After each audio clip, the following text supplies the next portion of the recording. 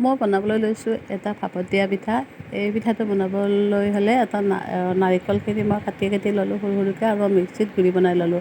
ইফালে মই টাৱাখনত মই গুড় দি দিলোঁ আৰু গুড়খিনি অকণমান এই নাৰিকলখিনি তাতে দি মই অকণমান ভাজি ল'লোঁ আৰু ইফালে কেৰাহীখনত অকণ পানী উতলিবলৈ দিলোঁ আৰু মই পিঠাগুড়িখিনি তাত দি দিলোঁ, পিঠাখিনি সিজিবলৈ দিলোঁ আৰু মই এই পিঠাগুড়িখিনি উলিয়াই লৈ হাতেৰে ভালদৰে মঠি ল'লোঁ। গৰম আছে কিন্তু অলপ লাহে লাহে এনেকৈ কৰিছোঁ আৰু মই এয়া লাডু বনাই ল'লোঁ। লাডুটো একদম জোখৰ হ'ব লাগিব আৰু ইফালে নাৰিকলখিনি তাতে নাৰিকল আৰু মিঠাইখিনিৰ লগত অকণমান মই পাউদাৰ গাখীৰ দি দিছোঁ আৰু এইখিনি মই ইয়াতে এনেকৈ দি মাজত সোমাই দিলোঁ আৰু মই এনেকৈ গোটেইখন বনাই ল'লোঁ আৰু এইখিনি মই এখন কেৰাহী এখন পাতি তাত পানী দি দিম, পানীৰ লগত এখন ফুটা থকা চালনী এখন দি দিম, চালনীখনৰ ওপৰত মই তাত দি দিলোঁ।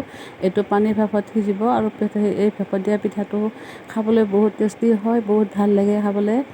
আমি গাঁৱলীয়া মানুহ এইবিলাক বনাই থাকি ভাল পাওঁ, খাওঁ। আপোনালোকে ভাল পায় নে নাপায় মই নাজানোঁ, মই ভাল পাওঁ খাই আৰু বনাই দিওঁ এনেকৈ আৰু এয়া আজি মোৰ পিঠাৰ ৰেচিপিটো হৈ গ'ল। কেনেকুৱা পালে নিশ্চয় ভাল পালে।